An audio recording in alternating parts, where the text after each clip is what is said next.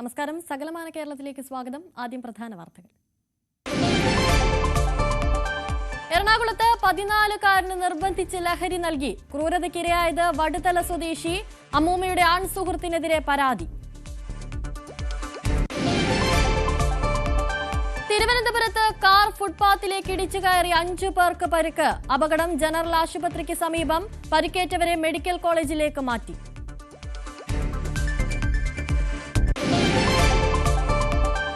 അട്ടപ്പാടിയിൽ വനംവകുപ്പ് വാഹനത്തിന് നേരെ കാട്ടാനാക്രമണം. ജീപ്പ് തകർത്തു. ജീവനക്കാർ രക്ഷപ്പെട്ടത് തലനാരിഴയ്ക്ക്.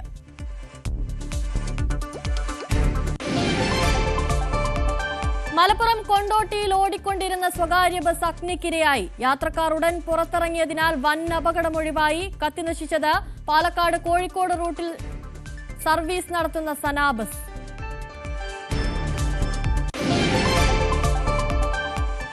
ഇല്ലാത്ത കുടിവെള്ള കണക്ഷന് 2332 രൂപയുടെ കുടിശ്ശിക. കോതമംഗലം സ്വദേശി തോമസിന് വാട്ടർ അതോറിറ്റിയുടെ നോട്ടീസ്. പോലീസിൽ പരാതി നൽകുമെന്ന് തോമസ്.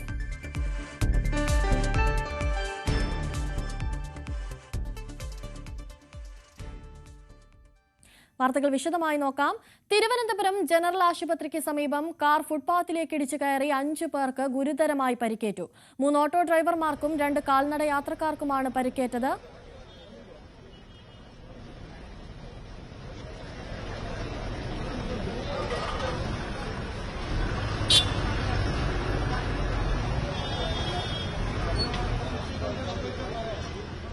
ഉച്ചയ്ക്ക് 12:15 ജനറൽ ആശുപത്രിക്ക് സമീപം എതിർദിശയിൽ നിന്ന് വന്ന സ്വകാര്യ വാഹനം ഫുട്പാത്തിലേക്ക്, ഓട്ടോ സ്റ്റാൻഡിന്റെ സമീപത്തേക്ക് ഫുട്പാത്തിലേക്ക് അമിത വേഗത്തിൽ ഇടിച്ചു കയറിയത്.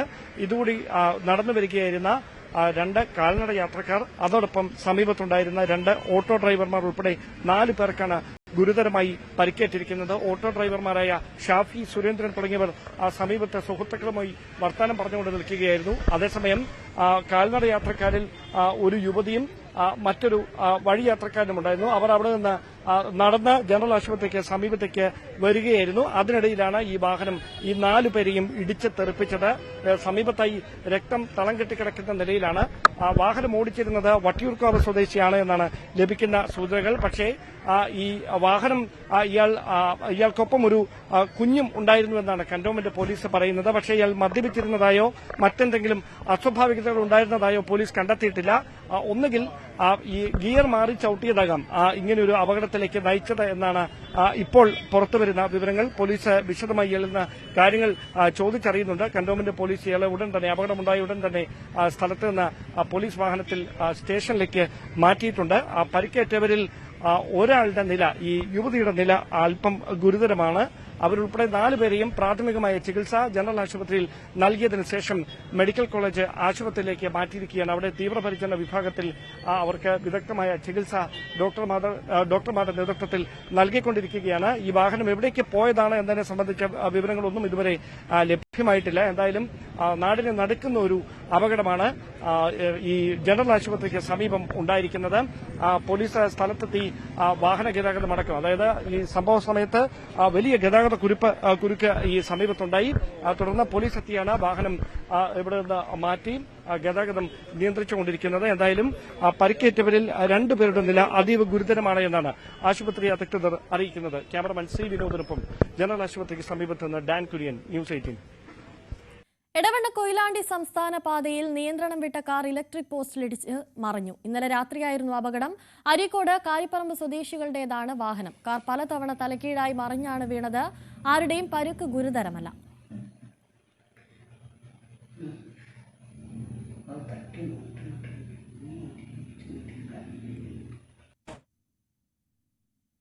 മലപ്പുറം കൊണ്ടോട്ടിയിൽ ഓടിക്കൊണ്ടിരുന്ന ബസ്സിന് തീപിടിച്ചു. വൻ ദുരന്തമൊഴിവായത് തലനാരിഴയ്ക്കാണ്. രാവിലെ 8:40ഓടെയായിരുന്നു സംഭവം. പാലക്കാട് നിന്നും കോഴിക്കോട്ടേക്ക് പോവുകയായിരുന്ന സനാ ബസ്സാണ് അപകടത്തിൽപ്പെട്ടത്. കരിപ്പൂർ കൊളത്തൂർ എയർപോർട്ട് ജംഗ്ഷൻ അടുത്തുവെച്ചായിരുന്നു അപകടം. 15ഓളം യാത്രക്കാരായിരുന്നു ബസ്സിലുണ്ടായിരുന്നത്. ബസിന്റെ മുൻവശത്ത് നിന്നുമാണ് പുക ഉയർന്നത്. എയർ ഡോറുകൾ അടഞ്ഞുപോയതോടെ യാത്രക്കാർ ജനലുകളിലൂടെയാണ് പുറത്തു ചാടിയത്. ബസ് ജീവനക്കാർ അടുത്ത വീടുകളിൽ നിന്ന് വെള്ളം കൊണ്ടുവന്ന് തീയണയ്ക്കാൻ ശ്രമിച്ചെങ്കിലും സാധിച്ചില്ല. തീ പെട്ടെന്ന് പടർന്നു. അപ്പോഴേക്കും യാത്രക്കാരും ജീവനക്കാരുമെല്ലാം പുറത്തേക്കിറങ്ങിയതുകൊണ്ട് വൻ ദുരന്തമൊഴിവായി. തുടർന്ന് മലപ്പുറത്ത് നിന്നും ഫയർഫോഴ്സ് എത്തിയാണ് തീ അണച്ചത്. അപ്പോഴേക്കും ബസ് ഏകദേശം കത്തിയമർന്നിരുന്നു. ബസ്സിന് ഞായറാഴ്ച ആയതുകൊണ്ട് വളരെ കുറവായിരുന്നു ബസ്സിലെ യാത്രക്കാർ. അപ്പോൾ ഇത് ഇവിടുന്ന് എത്തിയപ്പോൾ ചെറുതായിട്ടാണ് ഈ ഫയർ കണ്ടത്. അപ്പോൾ ആൾക്കാരെല്ലാവരും ഇറക്കിയിട്ട് അതൊന്ന് ഇവിടുന്ന് തൊട്ടടുത്ത വീട്ടിൽ നിന്ന് വെള്ളം എടുത്തിട്ട് കെടുത്തിയിട്ട് തിരിച്ചു പോകാമെന്നുള്ള ഇതിലാണ്. അതിൽ പെട്ടെന്ന് ഈ ആളി കത്തി പവർ കൂടി. അവിടുന്ന് കൂടിയപ്പോഴാണ് ഈ വിഷയം. 24 കിലോമീറ്റർ ഓടിയതിൻ്റെ ശേഷമാണ് ഈ ഫയർ എഞ്ചിൻ ഇവിടെ എത്തിയത്. 3/4 മണിക്കൂർ വൈകിയിട്ടുണ്ട്. ഈ ബസ് കത്തിയതിൻ്റെ ശേഷം 3/4 മണിക്കൂർ കഴിഞ്ഞതിൻ്റെ ശേഷമാണ് ഫയർ എഞ്ചിൻ ഇവിടെ എത്തിയത്.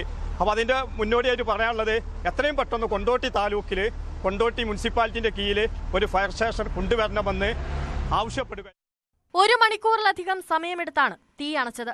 മലപ്പുറത്തിന് പുറമെ കോഴിക്കോട് നിന്നും ഫയർഫോഴ്സ് യൂണിറ്റുകൾ എത്തി. കോഴിക്കോട് പാലക്കാട് ദേശീയപാതയിലെ ഗതാഗതം പൂർണ്ണമായും തടസ്സപ്പെട്ടു. അപകടത്തിന്റെ കാരണം എന്താണെന്ന് വ്യക്തമായിട്ടില്ല. ഷോർട്ട് സർക്യൂട്ട് ആകാം അപകടത്തിന് വഴിയൊരുക്കിയതെന്നാണ് പ്രാഥമിക നിഗമനം. കൂടുതൽ സാങ്കേതിക പരിശോധനയ്ക്ക് ശേഷമേ അപകട കാരണം വ്യക്തമാകൂ. News 18 Malappuram. Tirur MES central സ്കൂളിൽ വിദ്യാർത്ഥിനിയെ കാർ ഇടിച്ചു തെറിപ്പിച്ചു. അപകട വിവരം സ്കൂൾ അധികൃതർ വീട്ടുകാരിൽ നിന്ന് മറച്ചുവെച്ചെന്ന പരാതി സാധാരണ വീഴ്ചയെന്ന് മാത്രമാണ് അറിയിച്ചിരുന്നത്. കാര്യമായ പരുക്ക് സംഭവിച്ചില്ലെങ്കിലും കുട്ടി കടുത്ത മാനസിക വിഷമത്തിലായിരുന്നെന്ന് രക്ഷിതാക്കൾ പറഞ്ഞു. അതേസമയം കുട്ടിയെ കാർ ഇടിച്ച കാര്യം അറിഞ്ഞില്ലെന്നാണ് സ്കൂൾ അധികൃതരുടെ വിശദീകരണം. ജൂലൈ 31 നടന്ന അപകടത്തിന്റെ CCTV ദൃശ്യങ്ങൾ പുറത്തുവന്നു. സംഭവത്തിൽ തിരൂർ പോലീസ് കേസെടുത്ത് അന്വേഷണം ആരംഭിച്ചു.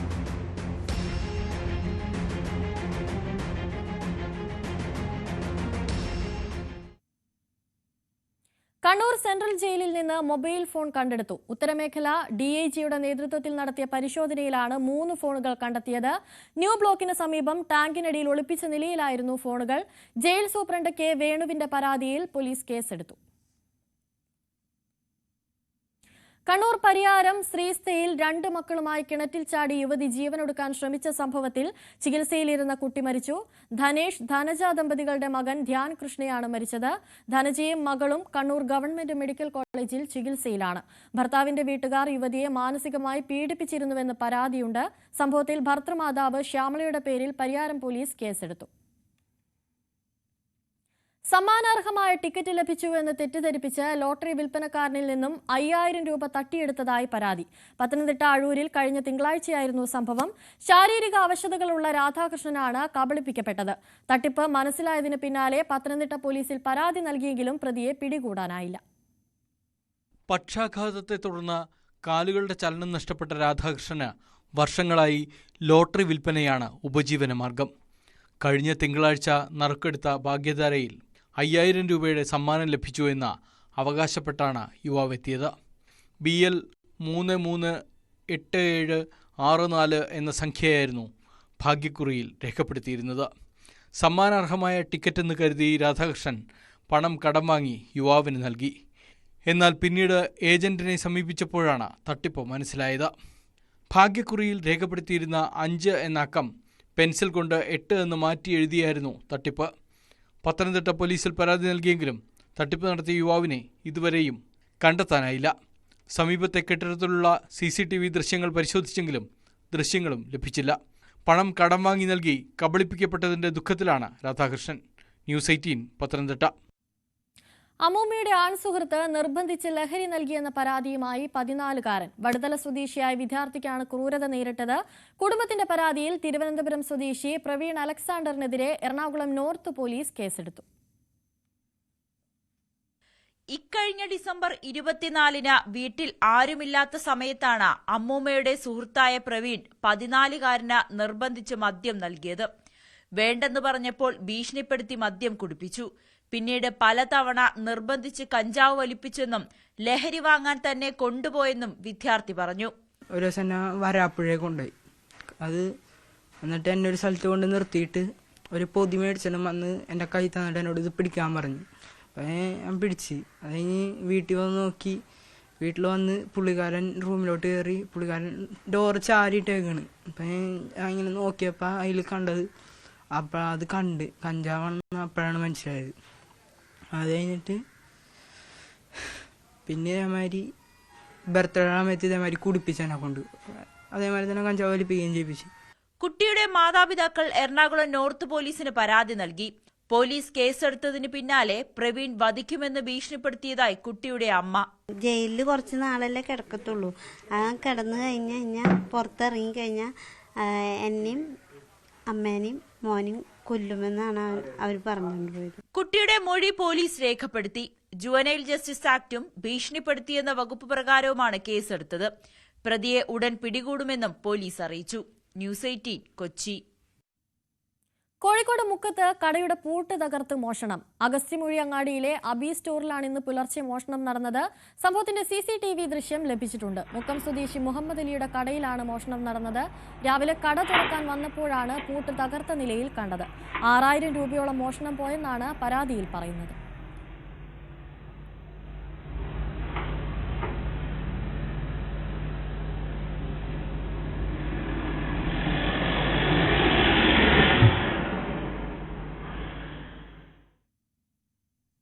തിരുവനന്തപുരം മംഗലപുരത്ത് ബൈക്കിലെത്തി വൃദ്ധയുടെ മാല പൊട്ടിച്ച കേസിൽ ഒരാൾ അറസ്റ്റിൽ. ഐലം സ്വദേശി വിഷ്ണുവാണ് പിടിയിലായത്. കടക്കാവൂരിൽ വെച്ചാണ് ഇയാളെ മംഗലപുരം പോലീസ് അറസ്റ്റ് ചെയ്തത്. പ്രതിയെ സംഭവസ്ഥലത്തെത്തിച്ച് തെളിവെടുപ്പ് നടത്തി. CCTV ദൃശ്യങ്ങളുടെയും ശാസ്ത്രീയ തെളിവുകളുടെയും അടിസ്ഥാനത്തിലായിരുന്നു പോലീസ് അന്വേഷണം. മോഷ്ടിച്ച ബൈക്കും കണ്ടെടുത്തു. ബൈക്ക് മോഷണത്തിന് കിളിമാനൂർ പോലീസ് കേസ് രജിസ്റ്റർ ചെയ്തിട്ടുണ്ട്. മാല പൊട്ടിക്കുമ്പോൾ പിടിയിലായ വിഷ്ണുവാണ് വാഹനം ഓടിച്ചിരുന്നത്. കൂട്ടുപ്രതിയെ ഉടൻ പിടികൂടുമെന്ന് ആറ്റിങ്ങൽ DYSP മഞ്ജുലാൽ പറഞ്ഞു. പാലക്കാട് അട്ടപ്പാടിയിൽ വനം വകുപ്പ് വാഹനത്തിന് നേരെ കാട്ടാനാക്രമണം. തലനാരിഴയ്ക്കാണ് ജീവനക്കാർ രക്ഷപ്പെട്ടത്. പുളിയപ്പതിയിൽ ഇന്നലെ രാത്രിയായിരുന്നു സംഭവം. ആക്രമണത്തിൽ ജീപ്പ് തകർന്നു. പ്രദേശത്ത് ജനവാസ മേഖലയിലിറങ്ങിയ കാട്ടാനയെ തുരത്തിയതിന് പിന്നാലെയായിരുന്നു ആക്രമണമുണ്ടായത്. ഷോളയൂർ വനം സ്റ്റേഷനിലെ ഉദ്യോഗസ്ഥരും RRT സംഘവും വാഹനത്തിലുണ്ടായിരുന്നു. ഇവർ പരിക്കേൽക്കാതെ രക്ഷപ്പെട്ടു. അടിമാലി താലൂക്ക് ആശുപത്രിയിൽ കാർഡിയോളജി വിഭാഗം ആരംഭിക്കാനുള്ള തീരുമാനം അട്ടിമറിച്ചെന്ന് ആരോപണം. UDF ബ്ലോക്ക് പഞ്ചായത്ത് ഭരണസമിതി അംഗങ്ങൾ പ്രതിഷേധിച്ചു. കെട്ടിടവും അടിസ്ഥാന സൗകര്യങ്ങളും ഉണ്ടായിട്ടും ഡോക്ടറെ നിയമിക്കുന്നില്ലെന്നാണ് ആക്ഷേപം. അടിമാലി താലൂക്ക് ആശുപത്രിയിൽ കാർഡിയോളജി വിഭാഗം ആരംഭിക്കണമെന്നത് ഹൈറേഞ്ചുകാരുടെ വർഷങ്ങളായുള്ള ആവശ്യമാണ്. ഇതിനായി കെട്ടിടവും മറ്റ് സൗകര്യങ്ങളും ഒരുക്കിയിട്ടുമുണ്ട്. എന്നിട്ടും പല കാരണങ്ങളാൽ മറ്റ് നടപടികളൊന്നും ഉണ്ടായില്ല. അടിമാലി ബ്ലോക്ക് പഞ്ചായത്തിന്റെ സമ്മർദ്ദത്തെ തുടർന്ന് കാർഡിയോളജി OP ഉടൻ ആരംഭിക്കുമെന്ന പ്രഖ്യാപനവുമുണ്ടായി. നെടുങ്കണ്ടം താലൂക്ക് ആശുപത്രിയിൽ നിന്നുള്ള ഒരു ഡോക്ടറെ ചുമതല ഏൽപ്പിക്കാനായിരുന്നു തീരുമാനം. എന്നാൽ ഇതും അട്ടിമറിക്കപ്പെട്ടു എന്നാരോപിച്ച് UDF ബ്ലോക്ക് പഞ്ചായത്ത് ഭരണസമിതി അംഗങ്ങൾ പ്രതിഷേധിച്ചു. പിന്നിൽ ഇടപെട്ടത് ദേവികുളം MLA ആണെന്നാണ് ഇവരുടെ ആരോപണം. ഒരു കാർഡിയോളജിസ്റ്റിന്റെ താൽക്കാലിക സേവനം ലഭ്യമാക്കണമെന്ന് പറഞ്ഞപ്പോൾ നെടുങ്കണ്ടം താലൂക്ക് ആശുപത്രിയിൽ ജോലി ചെയ്തുകൊണ്ടിരിക്കുന്ന ഡോക്ടർ കരോൾ ജോസഫിനെ ആഴ്ചയിൽ ഒരു ദിവസം വിട്ടുതരാമെന്ന് DMO സമ്മതിക്കുന്നു. പിന്നെ ഞങ്ങൾ പറഞ്ഞു ഒരു ദിവസം പോരാ 3 ദിവസം വേണമെന്ന് പറഞ്ഞു. 2 ദിവസത്തെ പറ്റി ആലോചിക്കാമെന്ന് പറഞ്ഞു. ഒരു ദിവസം വിട്ടുതന്നുകൊണ്ടുള്ള ഉത്തരവ് ഇറക്കി. ഹൃദയ സംബന്ധമായ പ്രശ്നങ്ങൾ നേരിടുന്നവരാണ് വിഷയത്തിലാകെ വലഞ്ഞിരിക്കുന്നത്. ഹൈറേഞ്ച് നിവാസികൾക്ക് ചികിത്സയ്ക്കും മറ്റ് അടിയന്തര ആവശ്യങ്ങൾക്കും 150 കിലോമീറ്റർ അകലെയുള്ള കോട്ടയം മെഡിക്കൽ കോളേജിൽ എത്തേണ്ട അവസ്ഥയാണ്. എത്രയും വേഗം അടിയന്തര ഹൃദയ ചികിത്സയ്ക്കുള്ള സംവിധാനമെങ്കിലും അടിമാലി താലൂക്ക് ആശുപത്രിയിൽ ഒരുക്കണമെന്നാണ് വ്യാപക ആവശ്യം. ന്യൂസ് 18 ഇടുക്കി. കൊച്ചി ധനുഷ്കോടി ദേശീയപാതയിലെ ഗതാഗതവും ജനജീവിതവും പ്രതിസന്ധിയിൽ. കോടതി വിധിയെ തുടർന്ന് നിർമ്മാണം നിലച്ചത് മലയോര ജനതയ്ക്ക് ഇരുട്ടടിയായിരിക്കുകയാണ്. നേര്യമംഗലം മുതൽ വാളറ വരെയുള്ള ഭാഗത്തെ നിർമ്മാണം പൂർത്തീകരിച്ചില്ലെങ്കിൽ അപകടങ്ങൾക്കും പാരിസ്ഥിതിക പ്രശ്നങ്ങൾക്കും സാധ്യതയേറും. കൊച്ചി ധനുഷ്കോടി ദേശീയപാത 85-ലെ നേര്യമംഗലം മുതൽ വാളറ വരെയുള്ള നവീകരണ പ്രവർത്തനങ്ങളാണ് കോടതി വിധിയെ തുടർന്ന് നിർത്തിവെച്ചത്. 14.5 കിലോമീറ്ററിൽ വനം വകുപ്പ് അവകാശവാദം ഉന്നയിച്ചതോടെയായിരുന്നു നടപടി. ഇത് ഗതാഗതത്തിനും തുടർ പ്രവർത്തനങ്ങൾക്കും തിരിച്ചടിയായി. നവീകരണത്തിന്റെ ഭാഗമായി റോഡിന്റെ വശങ്ങളിടിച്ച് വ്യാപകമായി മണ്ണ് നീക്കിയിരുന്നു. ഇതോടെ രൂപപ്പെട്ട മൺതിട്ടകൾ ഇടിയുന്നത് സമീപത്തെ വീടുകൾക്കും ഭീഷണിയായി. തുടർ പ്രവർത്തനങ്ങൾ നടക്കാതായതോടെ ആദ്യഘട്ടത്തിൽ നിർമ്മിച്ചതൊക്കെ കനത്ത മഴയിൽ തകർന്നു. ബാക്കിയുള്ള പ്രവൃത്തികൾ സമയബന്ധിതമായി നടക്കാതെ വന്നാൽ വലിയ തോതിലുള്ള പാരിസ്ഥിതിക പ്രശ്നങ്ങൾക്കാകും മലയോര ജനത സാക്ഷ്യം വഹിക്കേണ്ടി വരിക.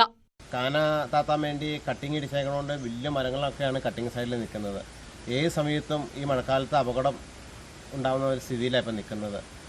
വെട്ടിയ മരങ്ങളായാലും റോട്ടിൽ തന്നെ ഇട്ടേക്കണം. ഈ റോഡ് സ്റ്റേ ആയതുകൊണ്ട് ഇപ്പോൾ ഒന്നും മാറ്റുന്നില്ല.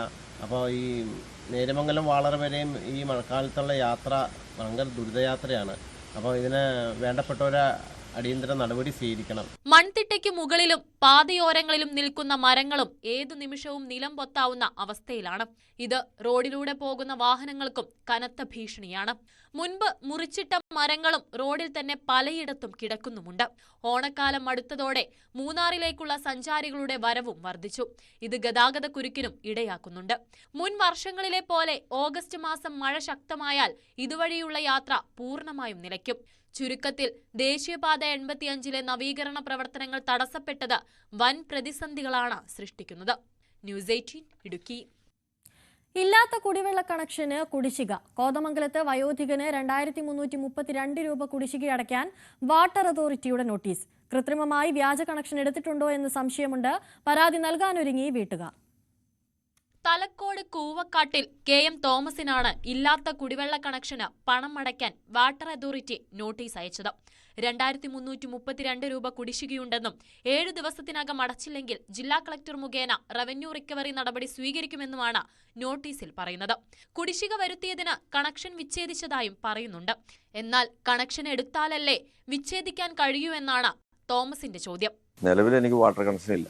നിലവിൽ നിന്നല്ല, എൻ്റെ ജീവിതത്തിൽ ഞങ്ങളുടെ ഓർമ്മയിൽ വാട്ടർ കണക്ഷൻ്റെ ഒരു ആവശ്യമില്ല. ഞങ്ങളുടെ ഈ ചുറ്റുപാടുള്ള എല്ലാ വീടുകളിലും ഏതാണ്ട് 6-7 വീടുകളിലും വാട്ടർ കണക്ഷൻ ഇല്ല. കാരണം എന്താണെന്ന് വെച്ചിട്ടുണ്ടെങ്കിൽ ഇവിടെ എല്ലാ വീടുകളിലും കുടിവെള്ളം, അത്യാവശ്യം കുടിവെള്ളവും അവർക്ക് ഉപയോഗിച്ച് കഴിഞ്ഞിട്ട് ബാലൻസ് ഉള്ള കുടിവെള്ളമുണ്ട്. ഇവിടെ ഇപ്പോൾ ഈ സമയത്തെന്ന് പറഞ്ഞിട്ടുണ്ടെങ്കിൽ നമ്മുടെ കയറി വന്ന വഴിക്ക് വരെ ഉറവ് വെച്ച് വെള്ളം ഒഴുകിക്കൊണ്ടിരിക്കുകയാണ്. തോമസിന്റേതടക്കം സമീപത്തെ മറ്റു വീടുകളിലും വാട്ടർ കണക്ഷൻ ഇല്ല. അതുകൊണ്ട് തന്നെ ബില്ല് മാറി വന്നതാണെന്നും കരുതാനാകില്ല. നോട്ടീസ് വന്നതിൽ തോമസ് വാട്ടർ അതോറിറ്റിയുടെ ഓഫീസിൽ പരാതിപ്പെട്ടു. എന്നാൽ രേഖകൾ പരിശോധിച്ചപ്പോൾ തിരിച്ചറിയൽ രേഖ ഉൾപ്പെടെ തോമസിന്റെ പേരിലാണെന്ന സൂചനയാണ് ലഭിച്ചത്. ഫോൺ നമ്പറിൽ മാത്രമാണ് മാറ്റമുള്ളത്. തന്റെ പേരിൽ കൃത്രിമമായി കണക്ഷൻ എടുത്തതിന് പോലീസിൽ പരാതി നൽകുമെന്ന് തോമസ് പറഞ്ഞു. ന്യൂസ് 18 കോതമംഗലം. ത്രിതല പഞ്ചായത്ത് തെരഞ്ഞെടുപ്പിൽ ഭിന്നശേഷി സംവരണം ഉറപ്പാക്കാൻ ഒറ്റയാൾ പോരാട്ടം. ഭിന്നശേഷിക്കാരുടെ പ്രശ്നങ്ങൾ പരിഹരിക്കാൻ പ്രതിനിധി വേണമെന്ന ആവശ്യവുമായി രംഗത്തെത്തിയിരിക്കുകയാണ് ആലുവ സ്വദേശി മുഹമ്മദ് യാസീൻ. തെരഞ്ഞെടുപ്പിൽ മത്സരിക്കാൻ ഭിന്നശേഷിക്കാർക്ക് അവകാശം നൽകണമെന്നാവശ്യപ്പെട്ട് മുഖ്യമന്ത്രിക്ക് അപേക്ഷ നൽകാൻ ഒരുങ്ങുകയാണ് യാസീൻ.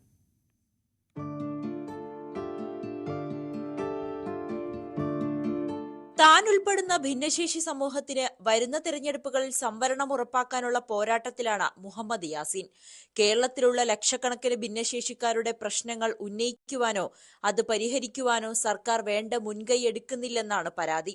8 ലക്ഷത്തോളം ഭിന്നശേഷിക്കാർ പഴയ സെൻസസ് പ്രകാരം കേരളത്തിലുണ്ട്. ഇപ്പോൾ 10 ലക്ഷത്തോളം അടുത്തോളം ആയിട്ടുണ്ട്. അതുകൊണ്ട് തന്നെ ത്രിതല പഞ്ചായത്തിന് അവർക്കൊരു സംവരണം ഒരു ന്യായമായ കാര്യം തന്നെയാണ്. അവരുടെ പദ്ധതികൾ, ഈ സ്പെഷ്യൽ ഗ്രാമസഭകൾ, കലോത്സവം, അതൊക്കെ ഉറ്റമറ്റ രീതിയിൽ നടപ്പിലാക്കാൻ ഈ സംഭരണം ഉണ്ടെങ്കിൽ മാത്രമേ നടക്കുള്ളൂ. പിന്നെ അവിടെ സ്കോളർഷിപ്പുകളൊക്കെ അർഹമായ കൈകളിലോട്ട് എത്തിക്കാൻ ഇതിലൂടെ നമുക്ക് സാധിക്കും. അതിനാൽ വരുന്ന തിരഞ്ഞെടുപ്പുകളിൽ ഭിന്നശേഷിക്കാർക്ക് മത്സരിക്കാൻ അവകാശം നൽകണമെന്നാവശ്യപ്പെട്ട മുഖ്യമന്ത്രിക്ക് പരാതി നൽകാൻ ഒരുങ്ങുകയാണ് യാസീൻ. ലീഡർഷിപ്പ് ക്വാളിറ്റി ആണെങ്കിലും മുന്നോട്ട് കൊണ്ടുവരാനും അവരൊരു മുഖ്യധാര ഭരണത്തിലോട്ട് കൊണ്ടുവരാനും അവരെന്തെങ്കിലും ആയെന്നുള്ള അവർക്കൊരു ചിന്ത നമുക്കത് ഇത് കൊണ്ടുവരാനും അതിലൂടെ സാധിക്കും. ഇക്കാര്യം ഉന്നയിച്ച് യാസീൻ തിരഞ്ഞെടുപ്പ് കമ്മീഷനെയും ഗവർണറെയും സമീപിച്ചിരുന്നു. തിരഞ്ഞെടുപ്പുകളിൽ സംവരണം ഏർപ്പെടുത്തുവാൻ നിയമങ്ങളിൽ ഭേദഗതി വേണമെന്നും ഇപ്പോൾ ഭേദഗതി വരുത്തുന്നത് സർക്കാർ പരിഗണനയിൽ ഇല്ല എന്നുമുള്ള മറുപടിയാണ് തദ്ദേശ ഭരണ വകുപ്പ് നൽകിയത്. ആദ്യം തന്നെ ഇലക്ഷൻ കമ്മീഷന് അപേക്ഷ കൊടുത്തു. അതിന്റെ കോപ്പി മുഖ്യമന്ത്രി, നിയമവകുപ്പ് മന്ത്രി, ത്രിതല പഞ്ചായത്ത് വകുപ്പ് മന്ത്രി, അതുപോലെ തന്നെ ഭിന്നശേഷി വകുപ്പ് മന്ത്രി തുടങ്ങിയവർക്ക് അതിന്റെ കോപ്പി അയച്ചു. അത് കഴിഞ്ഞിട്ട് സർക്കാരിൽ നിന്നും ഇലക്ഷൻ കമ്മീഷനിൽ നിന്നും മറുപടി എന്ന് പറഞ്ഞു കഴിഞ്ഞാൽ സർക്കാരാണ് തീരുമാനിക്കണമെന്നാണ്. സർക്കാർ പറയുന്നത് സർക്കാരിന്റെ പരിഗണന ഇപ്പോൾ ഇല്ല, നിയമസഭയാണ് എടുക്കേണ്ടതാണ്.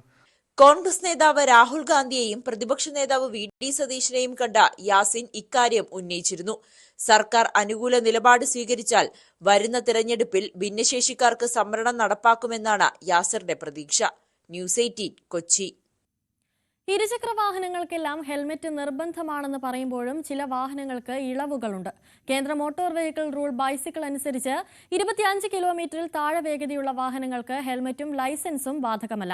വേഗപരിധി കുറവുള്ള നിരവധി വാഹനങ്ങളാണ് കൊച്ചിയുടെ തിരക്കേറിയ നിരത്തിൽ ഓടുന്നത്. വാഹനാപകടങ്ങളിൽ ഏറെ പേർക്ക് മരണം സംഭവിക്കുന്നത് തലക്കേൽക്കുന്ന പരുക്ക് കാരണമെന്നാണ് റിപ്പോർട്ട്. ആ സാഹചര്യത്തിൽ CMVRൽ ഒരു പുനഃപരിശോധന അനിവാര്യമാണ്.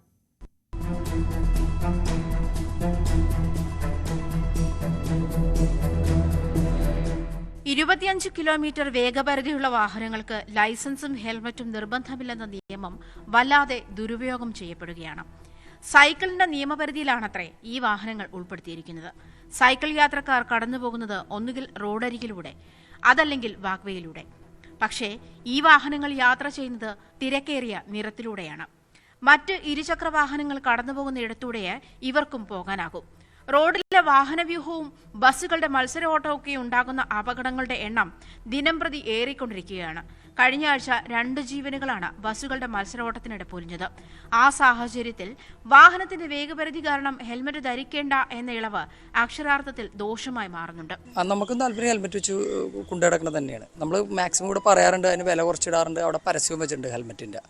റോഡ് ഗതാഗത ഹൈവേ മന്ത്രാലയം 2026 ജനുവരി മുതൽ ഇന്ത്യയിൽ വിൽപ്പന നടത്തുന്ന എല്ലാ ഇരുചക്ര വാഹനങ്ങൾക്കും ഹെൽമറ്റും ABS അഥവാ ആന്റി ലോക്ക് ബ്രേക്കിംഗ് സിസ്റ്റവും നിർബന്ധമാക്കിയിട്ടുണ്ട്. റോഡ് സുരക്ഷാ പ്രശ്നങ്ങൾ കണക്കിലെടുത്താണ് പുതിയ മാറ്റങ്ങൾ. ഇന്ത്യയിലെ റോഡ് അപകടങ്ങളിൽ മരിക്കുന്നവരിൽ 44% ഇരുചക്ര വാഹനങ്ങളിൽ യാത്ര ചെയ്യുന്നവരാണ്. ഇതിൽ ഭൂരിഭാഗവും ആളുകൾ മരിക്കുന്നത് തലക്കേൽക്കുന്ന ആഘാതം മൂലമാണ്. ഹെൽമറ്റ് ധരിക്കുന്നില്ല എന്നാണ് കണ്ടെത്തൽ. ഈ മാറ്റങ്ങളൊന്നും നിലവിലെ സാഹചര്യത്തിൽ 25 കിലോമീറ്റർ വരെ വേഗതയുള്ള വാഹനങ്ങൾക്ക് ബാധകമാകുന്നില്ല. ലൈസൻസ് വേണ്ട വണ്ടിയായാലും വേണ്ടാത്ത വണ്ടിയായാലും ഹെൽമറ്റ് ഒരു അവശ്യ ഘടകമല്ലേ? ഹെൽമറ്റ് ഒരു സുരക്ഷാ മാനദണ്ഡമാണ് എന്നുള്ള പൊതുബോധം ഇനിയും ഉണ്ടായിട്ടില്ല എന്നുള്ള കാര്യമാണ് ഇതിലൂടെ വ്യക്തമാകുന്നത്. നഗരത്തിൽ നടക്കുന്ന വിവിധ അപകടങ്ങളിൽ ഏറിയ പങ്കും മരണം സംഭവിക്കുന്നത് ഹെൽമറ്റിന്റെ അപാകത മൂലമാണ്. ഒരു പൊളിച്ചെഴുത്ത് ആവശ്യമല്ലേ? ക്യാമറാമാൻ NR മനോജിനൊപ്പം ആജ്ഞ രവീന്ദ്രൻ, ന്യൂസ് 18 കൊച്ചി. 4 പതിറ്റാണ്ടോളം മലയാളികളെ വിസ്മയിപ്പിച്ച മാന്ത്രിക ലോകത്തോട് വിട പറഞ്ഞ് മജീഷ്യൻ ഗോപിനാഥ് മുതുകാട് തന്റെ ആദ്യ മാന്ത്രിക പ്രദർശനം നടത്തിയ കോഴിക്കോട് തന്നെയാണ് മാന്ത്രിക കുപ്പായം അഴിക്കാനും മുതുകാട് തെരഞ്ഞെടുത്തത്. കോഴിക്കോട് പ്രൊവിഡൻസ് കോളേജിൽ നടന്ന ഇല്യൂഷൻസ് ടു ഇൻസ്പിരേഷൻ എന്ന പ്രദർശനത്തിലൂടെയാണ് 4 പതിറ്റാണ്ടണിഞ്ഞ മാന്ത്രിക കുപ്പായം മുതുകാട് അഴിച്ചുവെച്ചത്. നിയമപഠനം ഉപേക്ഷിച്ച് മാജിക്കിലേക്ക് ഇറങ്ങിയ മകന് പൂർണ്ണ പിന്തുണ നൽകിയ അച്ഛൻ കുഞ്ഞുണ്ണി നായർക്കുള്ള ആദരവായിരുന്നു ഗോപിനാഥ് മുതുകാടിന്റെ അവസാന പരിപാടി. അമ്മ ദേവകിയമ്മ മകന്റെ അവസാന പ്രൊഫഷണൽ പരിപാടിക്ക് തിരികൊളുത്തി. കൺകെട്ടു നിറഞ്ഞ മായാജാല കാഴ്ചകൾക്കപ്പുറം മാന്ത്രികന്റെ ജീവിതം തന്നെയാണ് അരങ്ങിലെത്തിയത്. വിസ്മയ കാഴ്ചകൾക്കൊപ്പം മാന്ത്രിക ജീവിതത്തിലെ സന്തോഷവും ദുരിതങ്ങളും നിറഞ്ഞ നിമിഷങ്ങളും മുതുകാട് കാണികളുമായി പങ്കുവച്ചു. ഒന്നുകിൽ കാസർഗോഡ് പ്രോജക്റ്റ്, അതല്ലെങ്കിൽ ഇത് രണ്ടിലേതെങ്കിലും ഒന്നേ നടക്കുകയുള്ളൂ. അപ്പോൾ ഞാൻ എൻ്റെ മനസ്സിൻ്റെ തുലാസിലിട്ട് തൂക്കി നോക്കിയ സമയത്ത് ഇത് ഷോയായിട്ട് പോയി കഴിഞ്ഞാൽ ഞാൻ അങ്ങനെ പോകുന്നു മാത്രമേ ഉള്ളൂ. പക്ഷേ അത് എനിക്ക് ചെയ്ത് പോകണം. ഇവിടുന്ന് ഈ ഭൂമിയിൽ നിന്ന് പോകുന്നതിന് മുമ്പ് ആ ഒരു പ്രോജക്റ്റ് കംപ്ലീറ്റ് ചെയ്യണം. അത് ഒരുപാട് കുട്ടികൾക്ക് ഹെൽപ്ഫുൾ ആയിരിക്കും. അതുകൊണ്ട് അതിന് വേണ്ടിയിട്ടാണ് ഞാൻ പ്രൊഫഷണൽ ഷോ എന്ന് വിട പറയുന്നത്. പക്ഷേ 4 വർഷം മുമ്പ് നിർത്തിയതാണ്. പക്ഷേ ഇത് കുറേ ഉള്ളിൽ കിടന്ന് വിങ്ങലുണ്ടായിരുന്നു 4 വർഷമായിട്ട്. അത് പറഞ്ഞ് അവസാനിപ്പിക്കണം എന്നൊരാഗ്രഹം ഉണ്ടായിരുന്നു. അത് ഇന്ന് പറഞ്ഞു. അമ്മയോടും ട്രൂപ്പിലെ അംഗങ്ങളോടും നിങ്ങളോടും എല്ലാവരോടും പറയാനുള്ള ഒരു താങ്ക് യു പറച്ചിലാണ് ഈ ഒരു കാര്യം. മായക്കാഴ്ചകൾക്ക് വിട നൽകി ഭിന്നശേഷി വിദ്യാർത്ഥികൾക്കായി ശിഷ്ടജീവിതം സമർപ്പിക്കുന്നതായി മുതുകാട് പറഞ്ഞു. കാസർഗോഡ് ഭിന്നശേഷി കുട്ടികൾക്കായി അന്താരാഷ്ട്ര പഠന ഗവേഷണ കേന്ദ്രം കെട്ടിപ്പടുക്കുകയാണ് അടുത്ത ലക്ഷ്യം. ന്യൂസ് 18 കോഴിക്കോട്. രണ്ടാനച്ഛൻ പൊള്ളലേൽപ്പിച്ച 3ാം ക്ലാസ് വിദ്യാർത്ഥിയെ പൊതുവിദ്യാഭ്യാസ മന്ത്രി വി ശിവൻകുട്ടി സന്ദർശിച്ചു. കൊല്ലത്തെ ബന്ധുവീട്ടിലെത്തിയാണ് കുട്ടിയെ നേരിൽ കണ്ടത്. കുട്ടികളെ ഉപദ്രവിക്കുന്ന ആർക്കെതിരെയും ശക്തമായ നടപടികൾ സ്വീകരിക്കുമെന്ന് മന്ത്രി വ്യക്തമാക്കി. ക്രൂരമായ സംഭവങ്ങൾ ആവർത്തിക്കാതിരിക്കാൻ കർശന നടപടികൾ സ്വീകരിക്കുമെന്നും കുട്ടിക്ക് ആവശ്യമായ എല്ലാ സഹായങ്ങളും സർക്കാർ നൽകുമെന്നും ശിവൻകുട്ടി അറിയിച്ചു. കുട്ടിയെ പൊള്ളലേൽപ്പിച്ച സംഭവത്തിൽ രണ്ടാനച്ഛനെ അറസ്റ്റ് ചെയ്തിരുന്നു. ഒരു വലിയൊരു നിയമ നടപടിയിലൂടെ മാത്രം പരിഹാരം കാണാൻ കഴിയുന്ന ഒരു പ്രശ്നമല്ല. ഇതിപ്പോൾ നാട്ടുകാരെല്ലാം വന്നിട്ടുണ്ടല്ലോ. നാട്ടിലെ ജനങ്ങൾ കൂടി ഇക്കാര്യത്തിൽ ഇടപെടേണ്ട ഇപ്പോൾ വിദ്യാഭ്യാസ വകുപ്പ് ഇടപെടുന്നുണ്ട്, പോലീസ് ഇടപെടുന്നുണ്ട്, നാട്ടുകാർ ഇടപെടുന്നുണ്ട്. എന്തായാലും ഗവൺമെൻറ് സംബന്ധിച്ചിടത്തോളം കുറച്ച് നിലവാണ് ഇക്കാര്യത്തിൽ ഒരു വിട്ടുവീഴ്ചയും കാണിക്കുന്ന പ്രശ്നമാണ്. കുട്ടികളുടെ സംരക്ഷണം, കുട്ടികളുടെ സുരക്ഷ, ഇത് രണ്ടും ഗവൺമെൻറ്റിനെ സംബന്ധിച്ചിടത്തോളം ഏറ്റവും പ്രധാനപ്പെട്ട കാര്യം തന്നെയാണ്. അതിൻ്റെ എത്ര സ്വാധീനമുള്ളവരാണ് തെറ്റായ മാർഗത്തിലൂടെ കുട്ടികളെ ഉപദ്രവിച്ചാലും അവരെ കർശന നടപടിയിലെത്തിക്ക് പ്രശ്നമായിട്ട് ഗവൺമെൻറ് ചെയ്യുന്നത്. അതുകൊണ്ടാണല്ലോ മന്ത്രി തന്നെ നേരിട്ട് വന്ന് കാര്യങ്ങൾ അന്വേഷിക്കുന്നത്. 2 ദിവസം വീട്ടിലേക്ക് 10 100 ദിവസമായാൽ പോലും നമ്മുടെ മക്കളുടെ സുരക്ഷ അത് പരിപാലിക്കുന്നുണ്ടോ എന്ന് അന്വേഷിക്കുന്നതിന് വേണ്ടി സമയം കളയുന്നത് ഒരു പ്രശ്നമേ ആയിട്ട്. സകലമാന കേരളം പൂർണ്ണമാവുകയാണ്. ഇനി സ്പോട്ട് ലൈവ് കാണാം.